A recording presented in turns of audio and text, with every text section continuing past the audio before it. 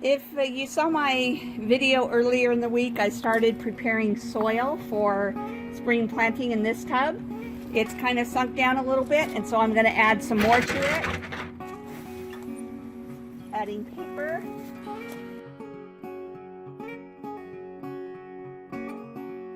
So my overall goal here is to be able to create nice soil without spending a fortune.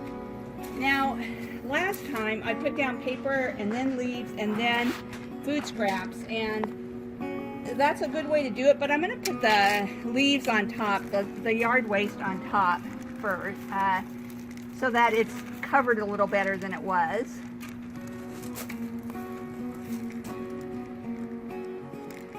Because again, my goal here is to not have to buy very much at all in terms of stuff for my soil. So I am using some potting soil, but I prefer not to use a ton of it. But you really need to have the food scraps covered, and that's why I'm thinking I will do the leaves on top of the food scraps and then add a little bit of potting soil as needed. Someone asked if this is called composting in place, or if it's like, and that's exactly what I'm doing. I've never composted before, much less composted in place, but it seems like it could be a good way to do it. I've been learning about it, and so that's what I'm doing here.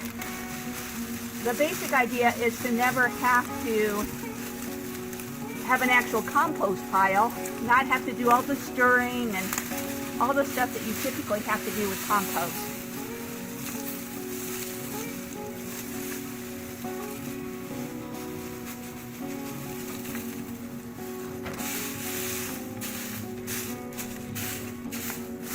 Okay, so you can see how now very nicely covered the food scraps are.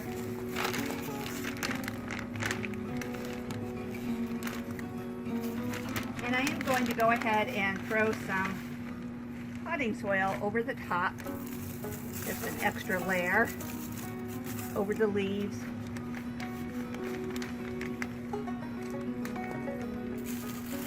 It'll be interesting to see how this shrinks down in the next week.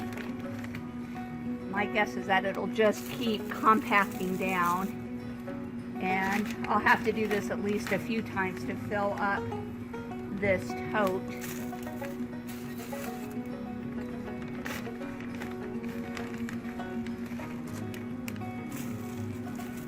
All right, now I'm going to wet it down.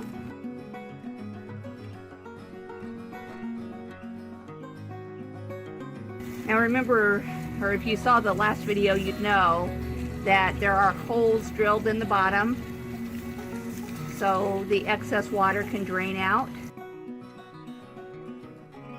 We need to water this just as if we had plants in there, because we do have living organisms in there.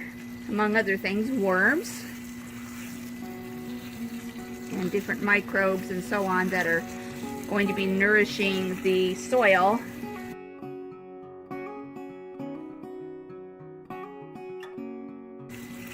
Yeah, I think I'm going to call that good. We don't want to drown the worms, even though I think they'd be okay because of the drainage, but we'll go ahead and stop there, and I'll add more water as needed tomorrow. Okay, another thing that happened this week was I bought this parsley plant at the 99-cent store, and you can see how leggy and everything it is. So I'm going to trim some off, and I'm thinking that I'll probably make some chicken pot pie tomorrow. So I'm going to just trim some of these longer ones off. And today we had rotisserie chicken, so we have some leftover from that and the bones and everything. So we'll probably make a chicken pot pie tomorrow, and it just seems like this parsley will be a great addition to it. By the way, when you're pruning, you don't ever want to take more than a third of the plant, which I don't think we have any danger here because we have so much. And normally you would want to take these outer long stems, and there could be some small growth down there. You see some new growth, but we don't have a ton of the new growth, so that's why we're not going to cut everything but the new growth.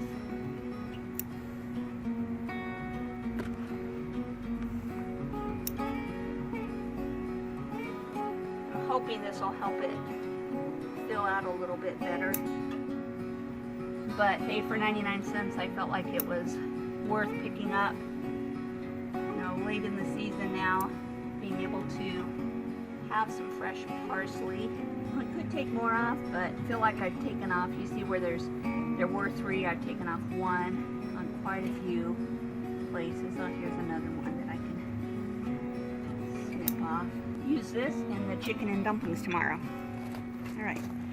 So one thing that was interesting is after I brought that home from the store, it was just looking all horrible, and I ended up just sticking it in this soil mix that I'm working on and watered it, and it perked right up.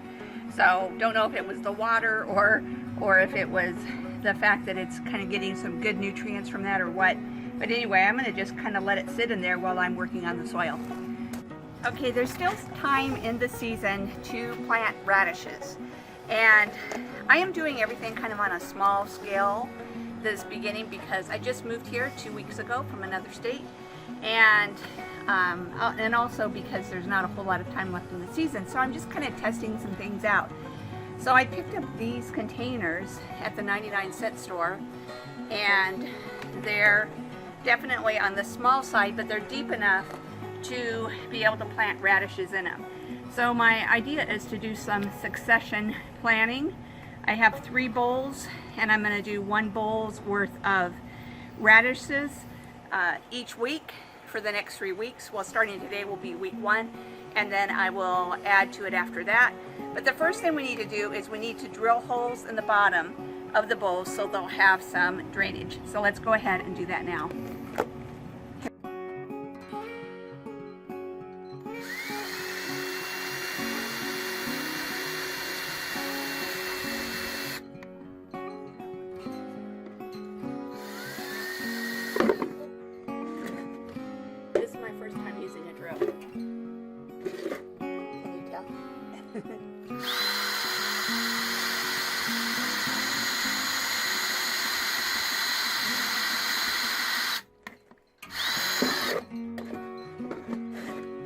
Is there an easy way to do it to keep it from? No, it shouldn't be that hard to go through.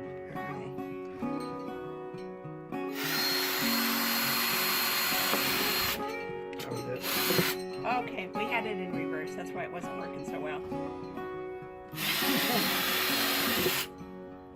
Are you still able to have it in here?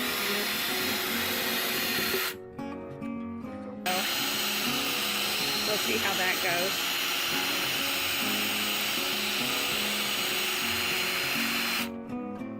Okay, all right, so I think that'll be good. So part of my goal here is to use stuff that would otherwise be thrown away. That includes both in the garden soil and whatever. We just had this rotisserie chicken today, and it's a nice little container with a lid, which I was thinking would be perfect, a clear lid. So I'm thinking that would be perfect for starting seedlings, kind of make a little mini greenhouse. All right, now let's go back to the garden and see what else we have going on. Okay, so now we're going to go ahead and mostly fill up this bowl with some potting soil. One interesting thing that I learned about radishes is that they actually do well with soil that is not the best quality. You know, usually you want to use fertilizers and all this, but if you have potting soil, or not potting soil, if you have soil that has all kinds of nourishing things in it, you'll get a lot of greens, the leafy greens of the radishes, but you won't get much in the way of actual radishes, which is of course what you want. So I'm going to mostly put soil in here, and now to make it easier for the radish to come up, I'm going to add a layer of this peat moss.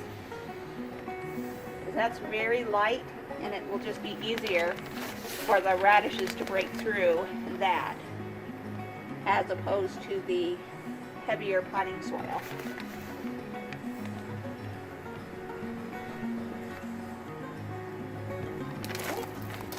All right, now I'm going to wet it.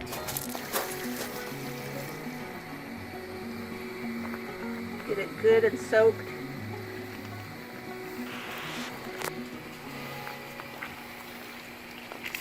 Let that soak down a little bit. You can see the water is draining out of one hole more than the others. So the holes that we drilled are working. Some of them are dripping more, and then the one hole must be bigger, but it's draining well out of that. So we're going to wait till the water drains down and the soil's all good and wet, and then we'll plant the radish seeds. So I went ahead and I just used my finger to stick a couple of holes in here, and it says to plant them about an inch apart. Some of these are slightly more than an inch, but we don't want it to go too deep, otherwise they'll have a hard time. The nice thing about radish seeds is that they're pretty good size. Oh, and by the way, I ended up with room for 8 radishes in here. So it's not a lot, but I think that it'll be enough for my first experiment. So I'm going to put 2 seeds in each hole, just in case some of them don't take. And then once they come up, I will thin them out to where there's just one. So this dish is only going to yield 8 radishes, but I think that's probably perfect because we don't eat a ton of radishes. We like some in our salad. And remember that I'm going to plant another bowl next week as well. So I've got 2 in each hole. I'm just going to very lightly cover them. That one was down a little bit further than ideal, but we'll see what happens. Okay. And now I'm going to keep them watered. They do like a good amount of water, so I will make sure to water them and keep an eye on them, and next week I'll start the next bowl. So I'll update you next week on whatever growth that we had. Alright, so let's take a look at the tomato plants and see how they're doing compared to what was happening with them. It's actually a week from tomorrow, so it's slightly less than a week. But you can see how big the tomatoes are getting. These are the best ones right now. Remember, they were about the size of a cherry tomato. So this one was more like this size at the time. We've got another tomato there. Lots of buds here. Okay, lots of buds here. And buds over here. Actually, we have buds kind of all over the place. So you can see there's some coming through over there. We've got some more tomatoes growing down here. And some more over here, down in here. And you can see buds everywhere. Alright? Now the only thing that I'm noticing that I didn't notice last time is you'll see that the leaves are getting these marks on them. I'm not sure exactly what that is. Also, you can look at this, you can see it looks like there's probably a worm or something that has gotten to it. I haven't seen any yet, but I'm thinking that's probably what happened there. Okay, let's go ahead and look at this plant. Okay, so this one, still, you've got plenty of buds, plenty of the blossoms, but I still don't see any tomatoes even starting at all. None whatsoever. And so again, tons of buds, but I'm not seeing any tomatoes. So hopefully they will come. I am seeing a lot of this leaf damage.